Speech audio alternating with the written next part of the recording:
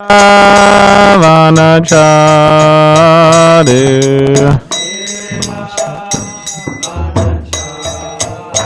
Yamuna Tira Vanachari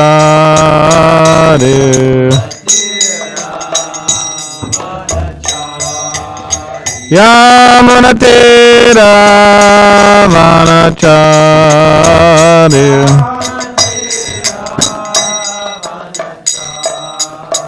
Jai Radha Madhava Kunja Vihare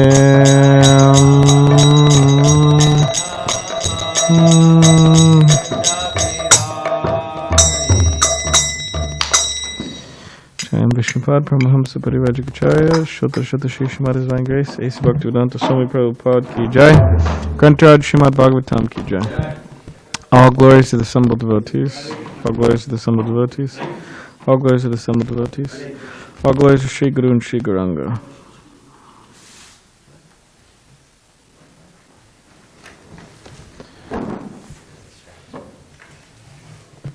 Om Namo Bhagavate Vasudevaya.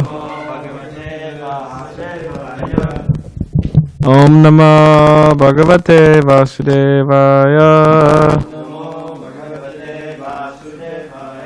Om Namah Bhagavate Vasudevaya. Krishna, Krishna, Krishna, Krishna. I don't know if this is working, huh? Is it? Right.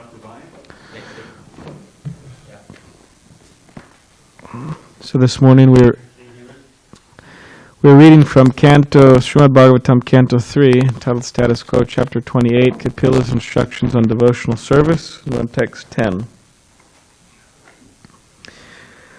Mano chirat syad virajam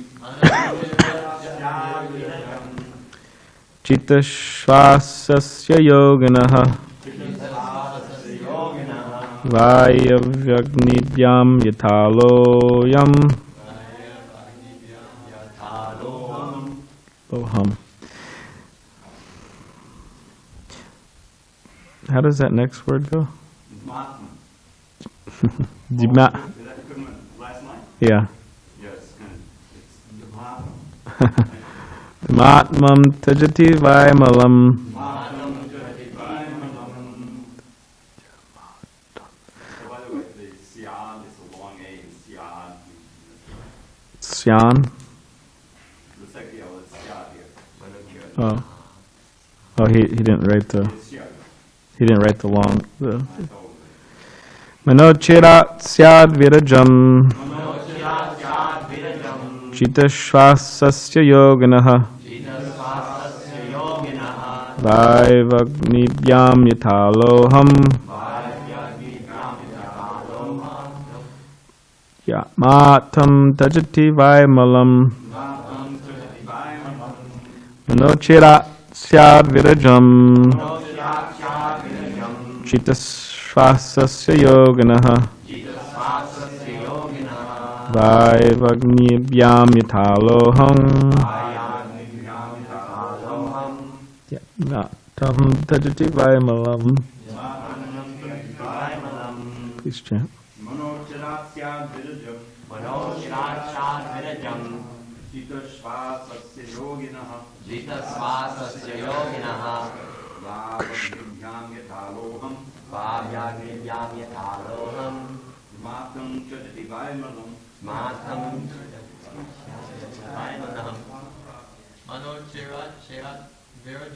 Manochirat virajam Jita swasasya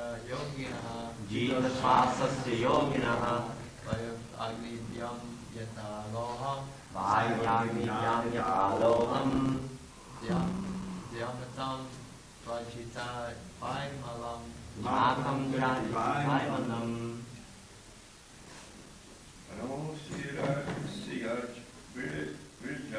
Manochirat virajam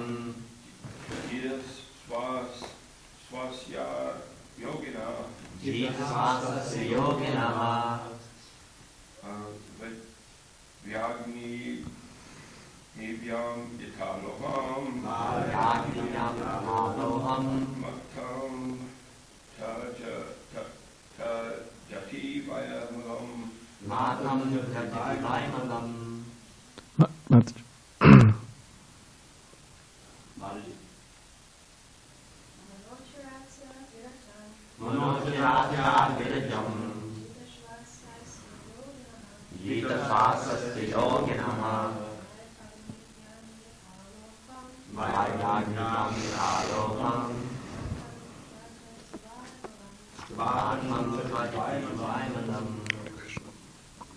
Manaha, the mind.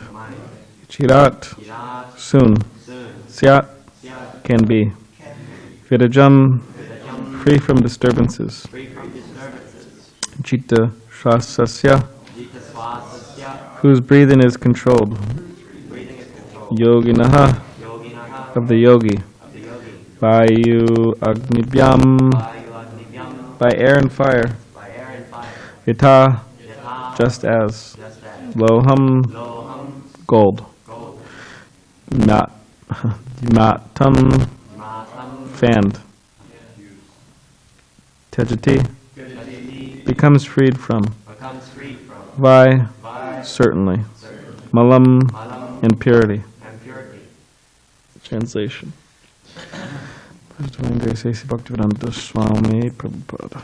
The yogis who practice such breathing exercises are very soon freed from all mental disturbances, just as gold, when put into fire and fanned with air, becomes free from all impurities. Purport. The process of purifying the mind is also recommended by Lord Chaitanya. He says that one should chant Hare Krishna. He says further, Param Vijayate, all glories to Sri Krishna Sankirtan. All glories are given to the chanting of the holy names of Krishna, because as soon as one begins this process of chanting, the mind becomes purified. Chaito Darpana Marjanam. By chanting the holy name of Krishna, one is cleansed of the dirt that accumulates in the mind. One can purify the mind either by the breathing process or by the chanting process, just as one can purify gold by putting it in a fire and fanning it with bellows. Om Ganativarandasya Gananjana Shalakya Chakshulan Maditamena Tasmai Shri Gurvedamha Karidvachalam Pangam Nangadegrim Nikivadam Halvande Shri Gunanditaranam Vancha Kapdibisha Kipasan Bevacha Patitanam Pavanibyo Vaishnavibyo Namalamaha Shri Krishna Chaitanya Prabhu Nityananda Shri Advaita Gadadhar Shri Vasadi Gaura Bhaktivinda Hare Krishna Krishna Krishna Hare Hare Hare Rama Rama Rama Hare Hare. So I'll read the translation again. The yogis who practice such breathing exercises are very soon freed from all mental disturbances. Sounds good, huh? Be freed from all mental disturbances. Just as gold, when put into fire and fanned with air, becomes free from all impurities.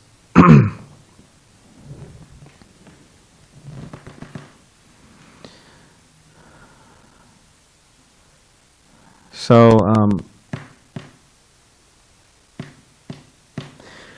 Chandaka Pandit, he says that, what's worse, a snake or a snake-like man? Does anyone know which is worse? Snake-like man, right? And why is that?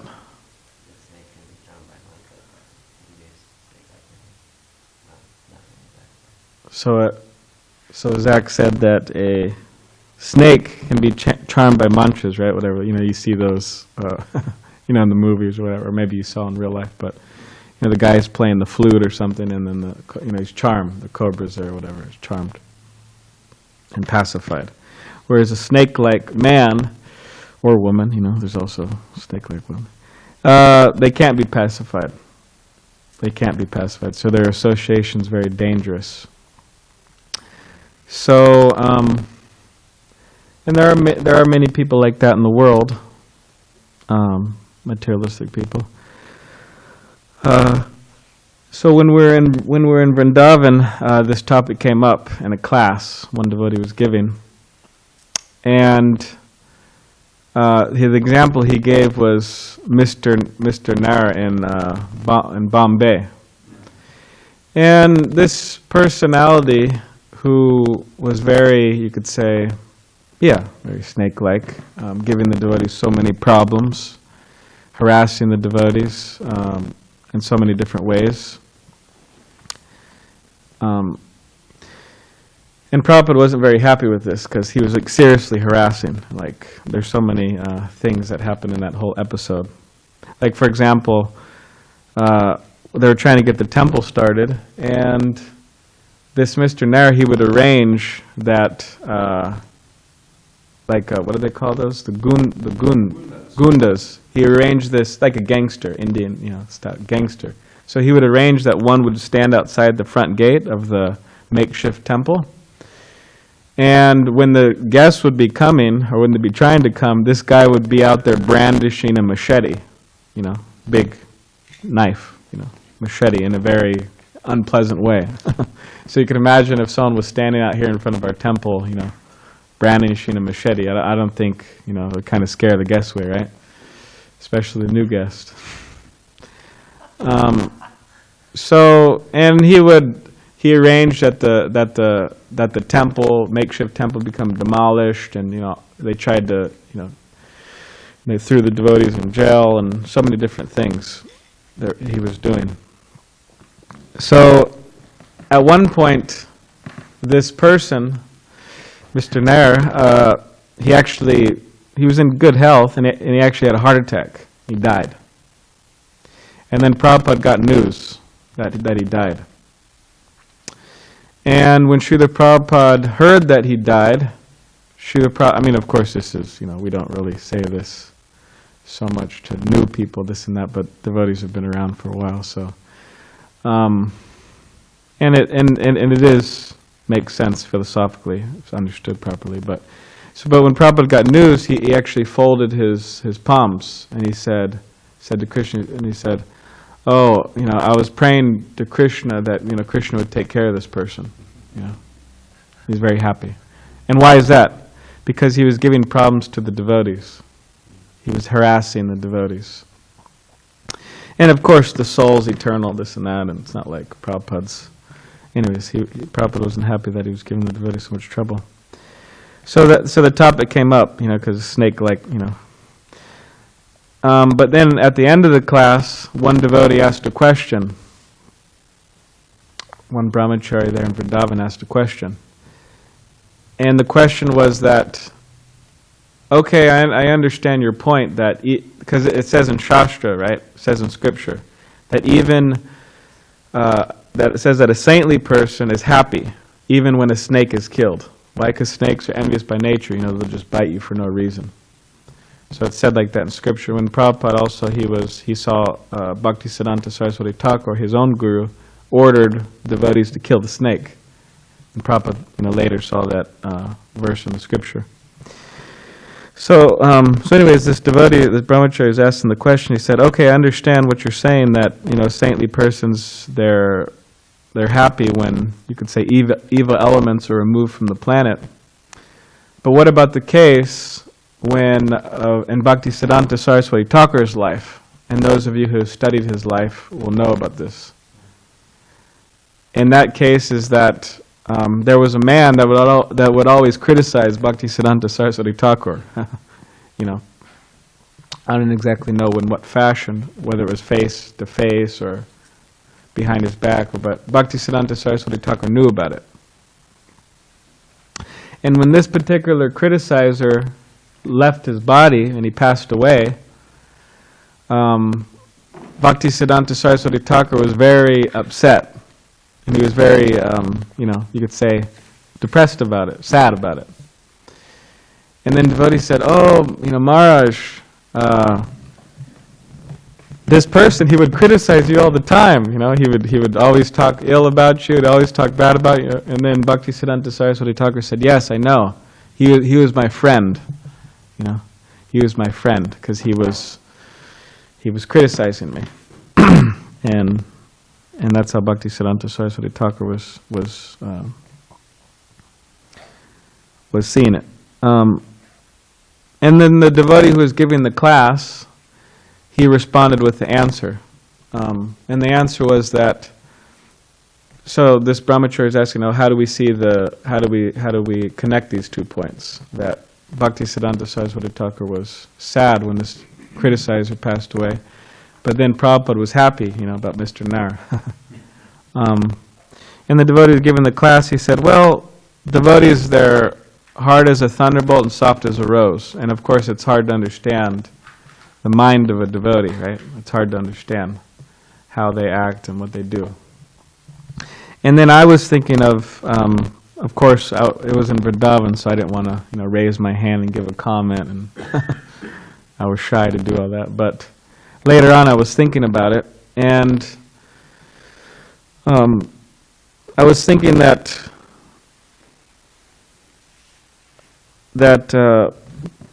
Prabhupada was happy that Mr. Nair, left, was removed from the situation, because he was harassing the devotees. He was harassing the devotees. And Bhaktisiddhanta Saraswati Thakur was sad when this criticizer passed away. Why? Because this criticizer was harassing him personally, and he didn't mind. So I was thinking that, and then it states that, Prabhupada states that in Nectar of Instruction, that when people are going towards us in unpleasant ways, then for the most part, we're tolerant, right? But when people try to attack the devotees, then this says the devotee acts like fire, like that. So I was thinking that's the difference. That one was harassing the devotees, another one was harassing the person himself, Bhaktisiddhanta Saraswati Thakur.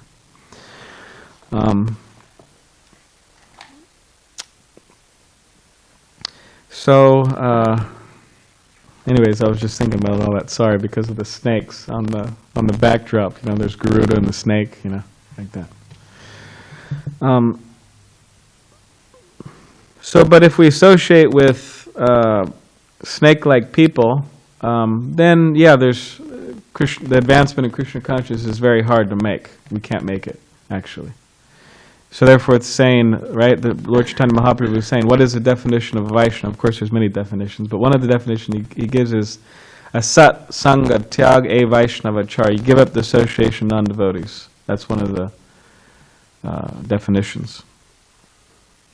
And if we don't do this, then yes, there's no param vijayate.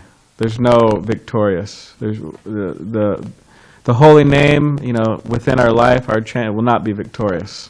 Why? Because a satsanga, bad association. And of course, a satsanga is widely available and like never before, right? This is a wonderful time in history, the availability of a satsanga, right? But there's also a wonderful availability of satsanga.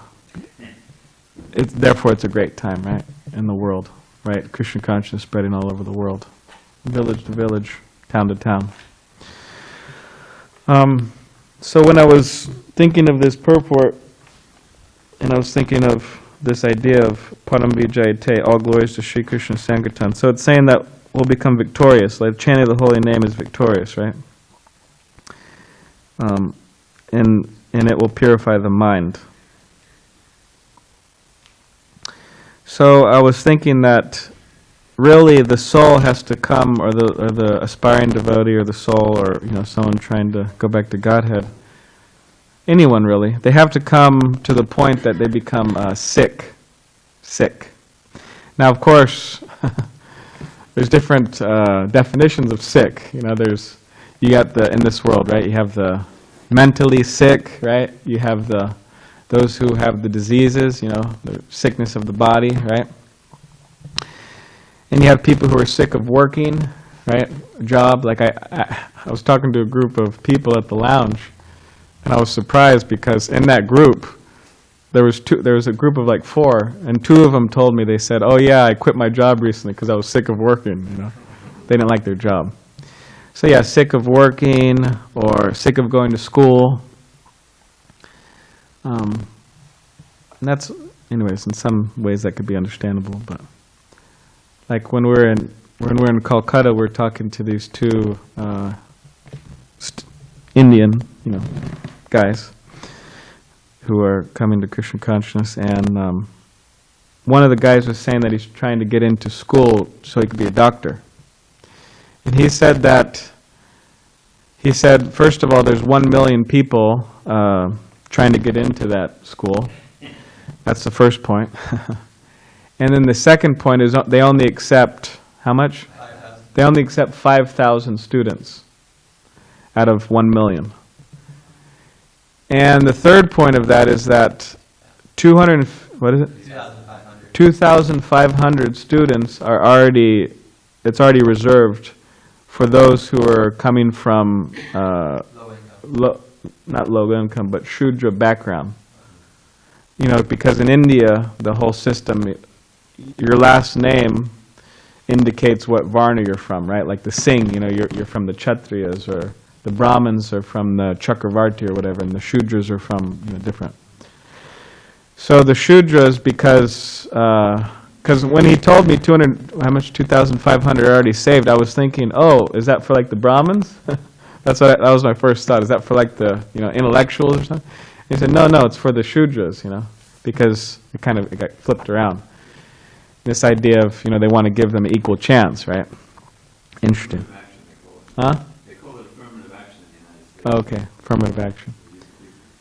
So, but anyway, so that means, and he was from a Brahmin family with the last name, you know, all the,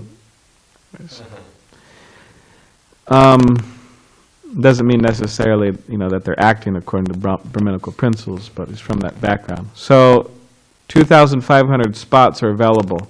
So he has 2,500 spots and of course 1 million, you know. It's crazy. And the point is that he was telling me that he spends like 12 hours a day studying, reading. And I said, what does it mean studying? He said, oh, reading, taking notes. I was like, wow, that's just like crazy. And he's trying to get into the school. And then I told him, I asked him, oh, well, when do you take the test? And he said in like 8 months or something. And he was saying, oh, wish me luck and pray for me, like that. And the devotee I was with, he was saying, okay, we'll pray for you, but only under one circumstance, that when you get into the school, you start a devotee club, you know, where you get the students like that. So yeah, people may become sick of school, right? Like, oh my God, 12 hours or whatever it is. But what I'm referring to is that, you know, we have to become, or people have to become sick of failing,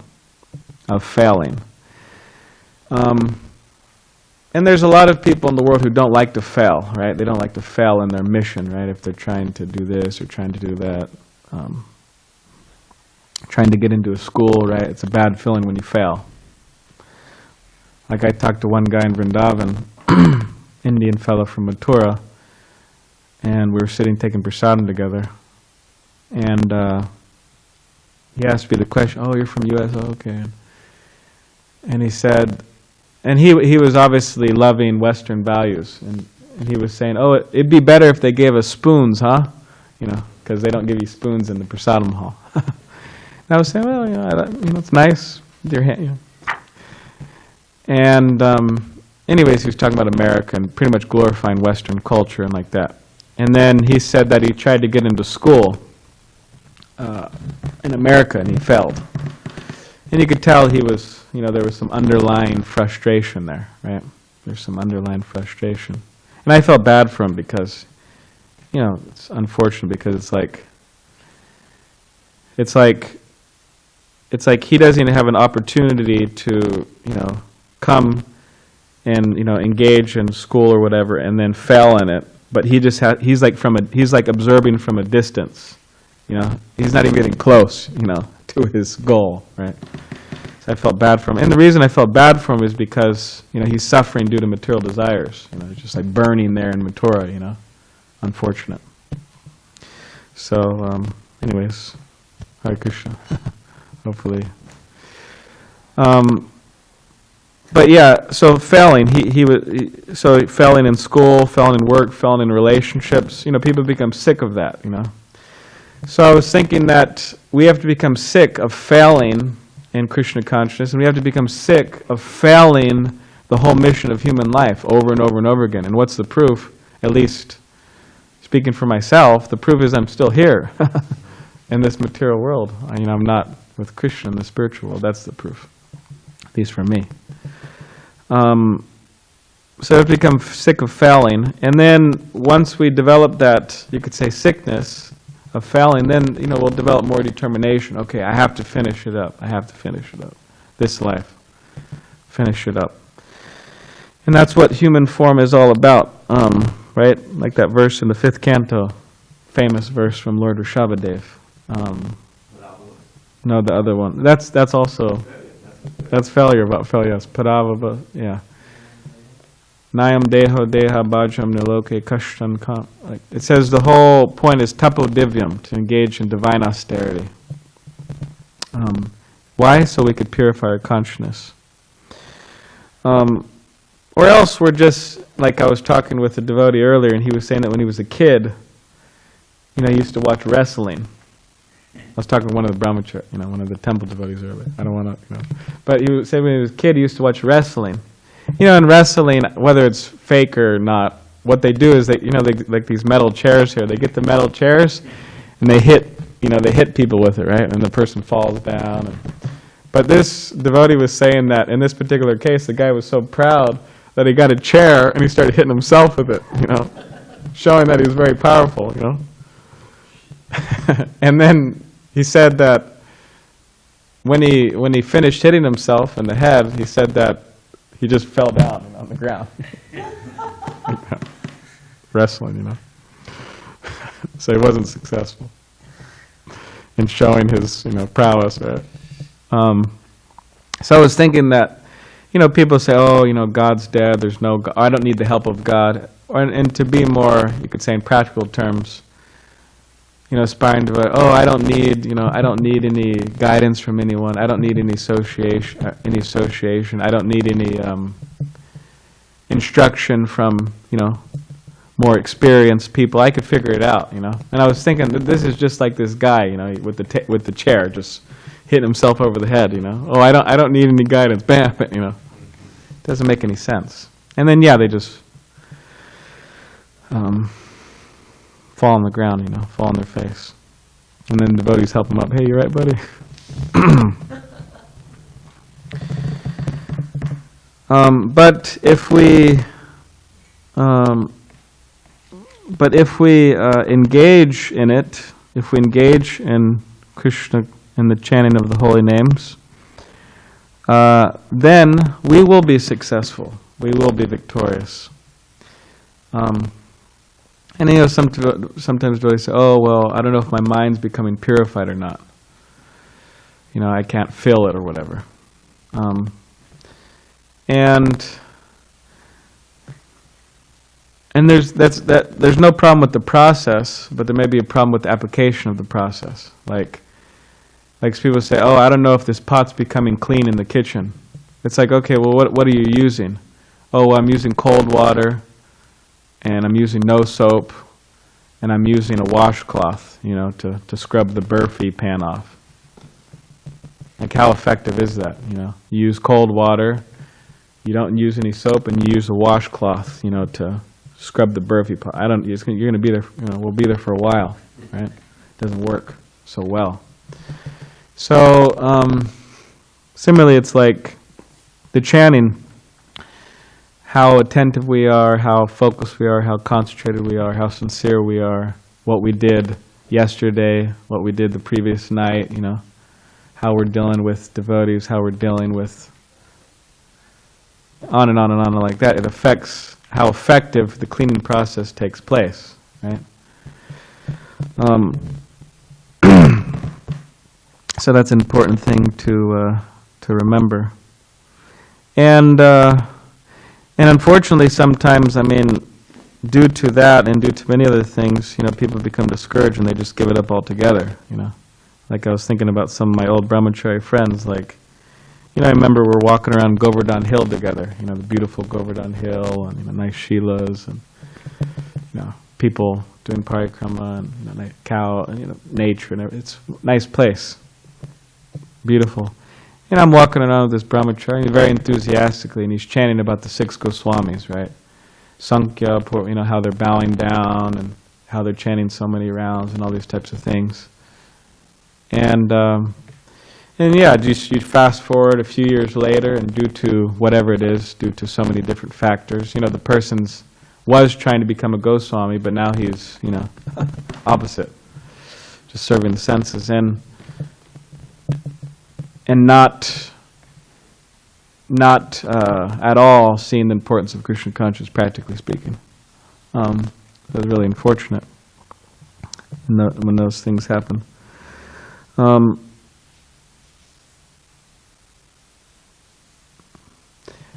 So yeah, so the idea is we have to be very careful, you know, that we're cultivating the right mood. Just like when people are gardening, they're very careful. You know, it's not that it's like, I'll skip a few days watering. You know, it's okay. Or I'll go on my 2-week vacation, and you know, and maybe if some of the devotees feel inspired, I'll come back and that rose bush will be doing very good. You know, no, it's very careful cultivation. You know, the fertilizer, the water, you know, the proper sun, where you plant it, how close you plant it to the trees. It's scientific. And then it grows, and then a beautiful flower, right? And then you offer it to Radha Giridhari. Similarly, it's very how we cultivate our Krishna consciousness is just like that. We have to be very careful in taking care of the creeper of devotion, and then we'll be victorious. And that is the whole point, that the our gurus, they want us to be victorious. They don't want us to be, you know, failures. What type of teacher is that? It's not a teacher, it's a cheater or a strange fellow, you know. The gurus want to be as victorious. They don't want to see us fail. That's the last thing that, you know, it's not that when the modern day gurus, for example, you know, they get so many emails, and then their disciples are saying, I'm struggling with this principle, I'm struggling with this, I'm struggling with that, I'm having a hard time and not getting along with devotees. It's not that the guru's saying, you know, he's got a big smile on his face, oh, wonderful, you know, this is exactly what I wanted to hear, right? I wanted to see my disciple fail. No, and of course not ultimate failure, but it's a temporary failure. But the guru wants to see the disciple succeed and be victorious specifically over the senses, right? Like Prabhupada says, that the human form of life is that we have to conquer the senses, not that the senses conquer us, urges of the senses. So that the guru wants to see us succeed, and when he sees that, he's very happy. Like extremely happy, beyond happy, like in complete ecstasy. It's the success of his life, actually, to see the disciple succeed. And I was reading South Africa, Christian consciousness come to South Africa. And devotees wrote Prabhupada that we are feeding so many people prasadam, we have started the Rath Yatra, we are, you know, there's devotees joining, there's temples opening, we're doing Harinam, and then Prabhupada was read this in 1977. And when Prabhupada heard it, later on, he said that when I hear that my disciples are doing such activities, he said, oh, my heart swells. You know, in other words, I feel so much pleasure, I feel so much happiness that I have such disciples. So that's what we want to do. We want to, you know, be sources of satisfaction, you know, to our guru, not that, you know, it's like we're sources of pain, like that. Or, you know. So we want to please the guru. And that's the basic principle of advancement in spiritual life, right? We sing it every single morning for the last, whatever. Some have been singing it for 45 years. Some have been singing it 30 years, 20 years, 10 years, 5 years, but we sing it every day. Yes, Yad Prasada, Bhagavat Prasada, that. It's by pleasing the guru, one pleases Krishna. Without pleasing the guru, then there's no advancement. So that's the goal, to please the spiritual master. And the more we can do that, then the mind becomes purified, and we become victorious. And and the goal and reaching the goal of life, and yeah, and all the problems are gone. Like this verse is saying, you know, no more mental disturbances. So, does anyone have any questions or comments? Zach? I was wondering if you could explain. In the very beginning of the first part, Prabhupada said, all glories are given to the chanting of holy names of Krishna, because as soon as one begins this process of chanting, the mind becomes pure. Well, there's different stages of purified, right? So, just like faith, you know, like in the beginning we have faith, but also later we retain that faith, hopefully, right? That's the idea for becoming different devotees, we retain that faith. So it's just an increase of purification, of the purification of the mind. Or you could say there's like cleansing, there's deep cleansing, right? Like you wash, there's washing a pot, and then there's like removing all the smoke around the pot. You know, that's like more of a deep cleansing. Just like you say there's a cleansing of the temple that we do every morning, right? We cleanse the temple with the wet washcloth every morning, but then there's a more deep cleaning. You know, you spend a few hours up there. So. Of course, I'm joking on one hand, but it's true. The problem is when you stop chanting.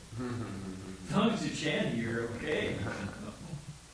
So the statement, no, your answer was very good. But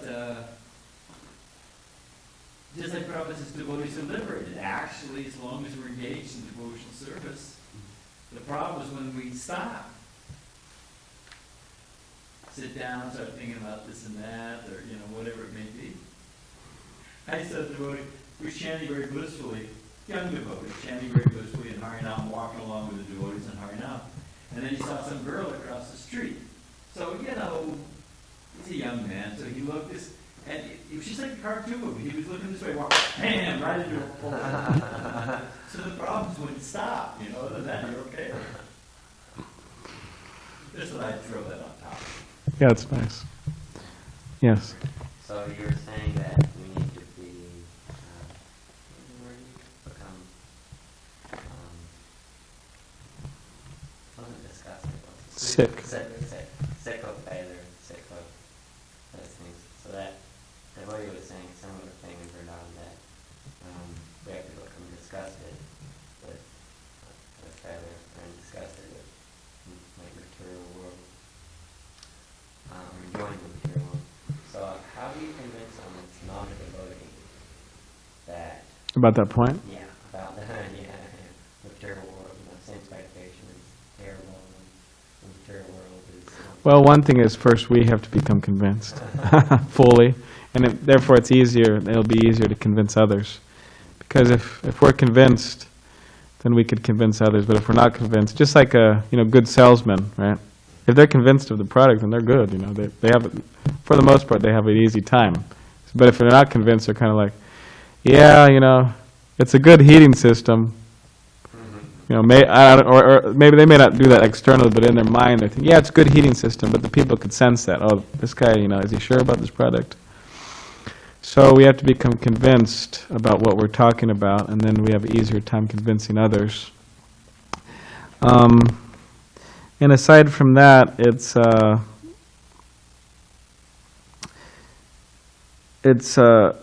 you know, when people are in the material world, they probably would say that, you know, it's like being a criminal. You know, you're in prison. It's like being a criminal, and you know, there's some, you could say, criminals who are on good behavior. You know, and the ones who are on good behavior, they get out sooner. Right? Ones bad behavior, they stay longer. So,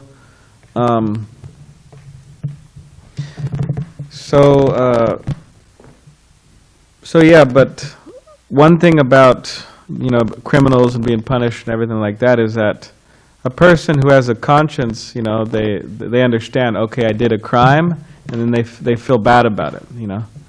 So the indication that someone's, you know, more sattvic, or they're more kind of heading in the right direction, is that they feel bad about their failures.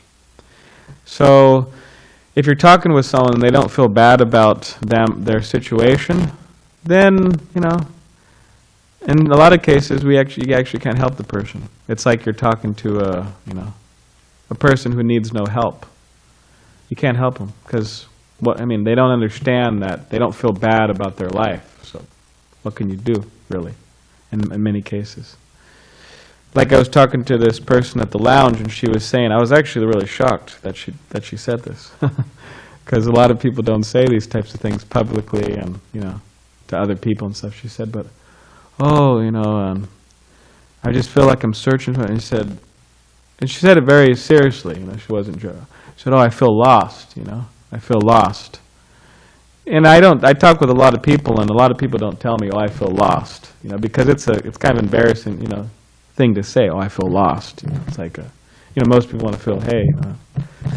Follow me. Yeah, follow me, exactly. I'm good. I'm good, yeah. So, but once she's saying that, or he or her or whoever's saying that, then that's a wonderful step, you know. They feel bad about their situation, and therefore they could change. And that's how most devotees are. You talk with most devotees, and they say, I wasn't satisfied. I had money, I had this, I wasn't satisfied, or I wanted my questions to be answered. That's how most devotees are. Yeah, it's good. In Bhagavad Gita, the fourth chapter, seventh chapter, right? Krishna talks about the four kinds of people who come to him. Yeah. So really, three of those are pertinent for us. I don't think anyone comes to the heart to make money. People, Well, but people come back anyway. anyway, in general. But like in an atmosphere like the lounge, you'll have people who are troubled, who just like the atmosphere and getting into the vibe and it's soothing. You'll also have people who are curious, check it out.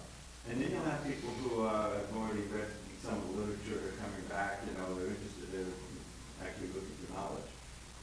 And so the key, what I was thinking of while you were talking a few minutes ago, is that a lot of the effectiveness is that who you are, what you're emanating. If someone is looking for knowledge and you know what you're talking about and you can nicely present the philosophy, then that's really effective. Yeah. If they're troubled and you're serene and blissful, they're going to want to know how to get some of that. That's a big way. People become interested to take the next step. And if they're just curious, then you can provide something that piques their curiosity, so they'll come back. So it's kind of like it. But the key element is the state that you're in. Yeah. If you're really practicing strong, you got a strong problem, then you're going to be emanating some bliss. Yeah. Be in a state that is interesting for them to practice. Yeah, That's what happened to me. That's an interesting point. I was just, not on such a serious note, but I was thinking, what about the money aspect, You have to display I don't know. What would you say about that? If someone comes to Well, you were saying how, like, I'll offer something. Nice, beautiful temple room, Okay. fragrant flowers, fresh cooked food. okay. I mean, for the most people, they're eating something cooked at, fast food or thrown in a microwave or out of a can or a box or, Yeah. Yeah, that's a big trick. Yeah. So, on one hand, devotees live, Prabhupada said if you live in the house of the king, the servants live almost, so we have actually a very opulent life. There's people who don't even smell fresh. You give them a garland and they're shocked.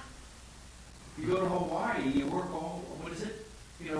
51 weeks out of the year, and you get to go to Hawaii and they give you a little scrawny little garland when you get off the plane. You think, so you get a garland every day at the temple. Yeah. You gonna say something, Mr. Graham? I've actually practically seen that quite a few temples that will get generally kind of lower class people, and they come to the temple because temple's a place to stay, it's got food, and they're interested just for that. Like the opulence aspect. Yeah. And they may also be in distress. Yeah, that's also there too. Yeah. All right, Jay. Anyone else have anything you'd like to say? Oh, okay. Kantarad Srimad Bhagavatam ki jai.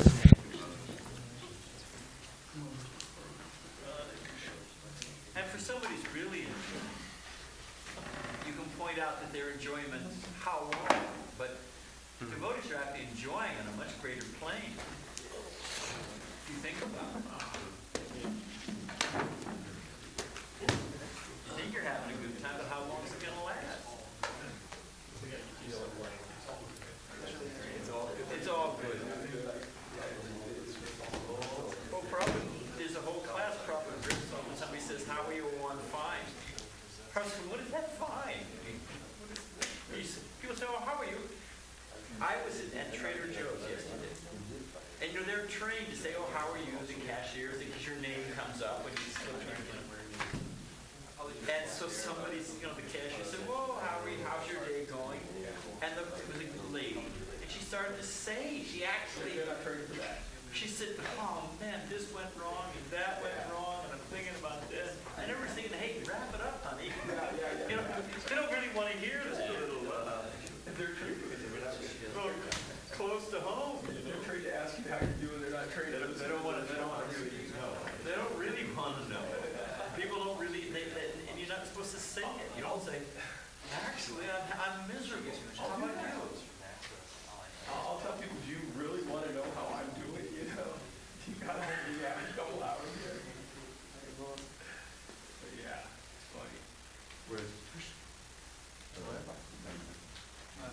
Where is Damodar Kumar? She's right here. Where is Balaram? Okay. Can you guys come over just for a quick second? I'm just sort of, I'm just starting to sort through all my emails. I've got like,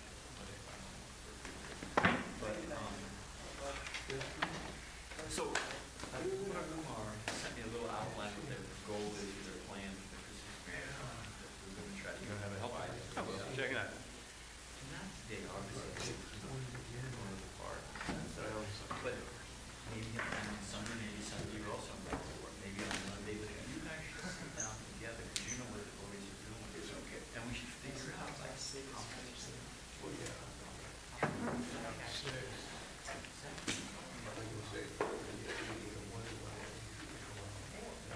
Or maybe this, but you should sit together. The act have a plan. In the old days, every single devotee, for example, there was a clear plan. It was like, okay, you're going out, and here's the day you should go out. Every hour was part of the profession. So I mean, that's not going to happen, but at least we can do that. Like, maybe us, maybe the example that we go out. You know the main reason people don't give fundraising? Yeah, fundraising, people don't ask. That's where the You question know, is. so simply, if you sit down and I think like that water. Yeah, I guess. Oh, hey, can you do this and that, so. You gotta work it a bit, you gotta ask.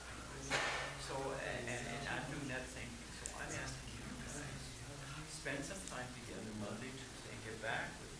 All right. Is that okay? Oh, because. It's okay, you just forget the time, and it's no pressure, but just, you know, if you organize, you always get more.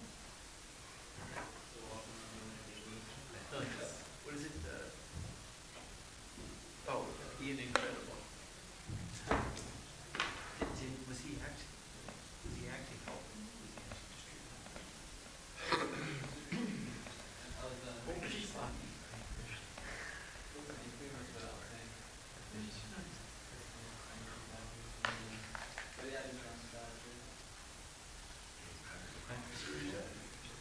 Okay, very much. Problem is that everyone has their own genius, their own way of doing it. Okay. Thank you for this. Dr. Bob, you look about 10 years younger Okay. since you cut off all that hair. Oh, thank you. No, you do. You actually look younger. You look have a certain boyish look to you. Wow. Thank you so much. Certain innocence, you know, guilelessness. Guru Maharaj, I saw an email he sent out. He said he was finished at least the narrative. Oh, the book. Oh, man, really? So when I Now they're polishing. Yeah, they're probably polishing it. Oh, yeah, so many. So no time, no estimated time of delivery, but that's good news. But it's getting close. Because of A both. few more stages. It's a great story, well told, because he'll tell it very well. And he's got an artistic. He's a poet, a copy. Yeah. Oh, I'm looking at that in Shamson. There's. We're talking about. There's his Guru Maharaj here. Finished the narrative, written book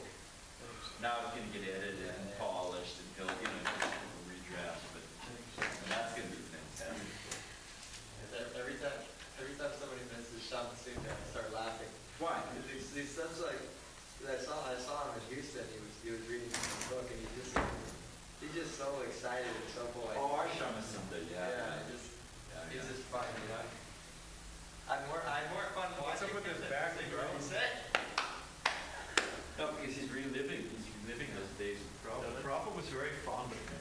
The blows that were visiting for him? I think so. He was fun to be I don't with. know. They were given. Well, even the trains, when you couldn't find them earlier too. Maybe somebody couldn't get in and they just dropped them off there. What's that? Garland. Oh. We're missing everybody. I got Actually, so this Garland's since I like daylight service, that was very interesting. Even this one's. You couldn't get in and she just left them there. Huh, that's weird. Well, anyway, then they have the Garland's ones. Who's that? And All right, it's singing. Wow. Oh, that's nice, isn't it? It is. Music is on. Good. Calling out for Krishna.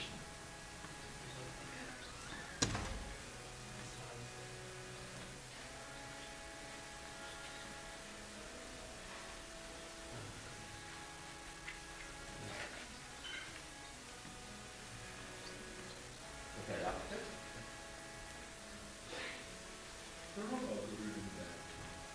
but even on the dress. Right, so that's,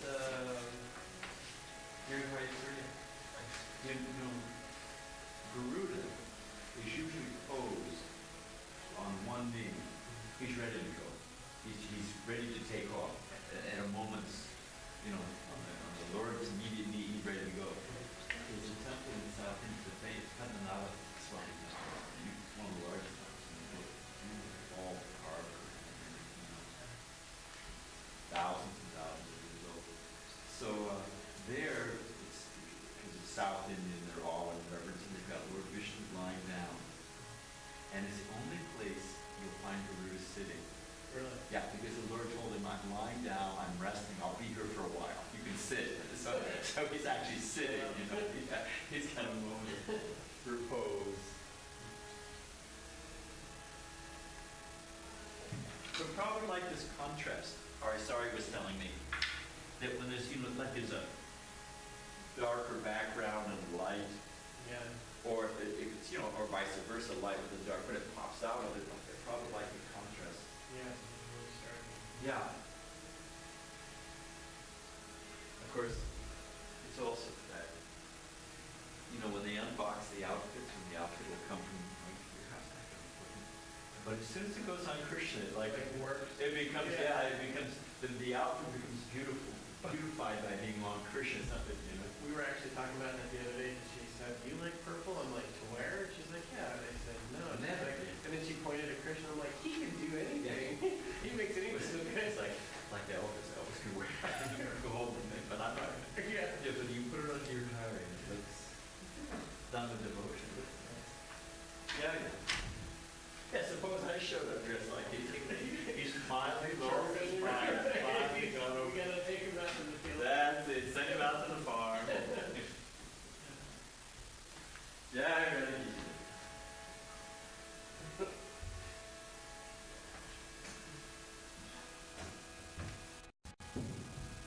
Krishna, Krishna,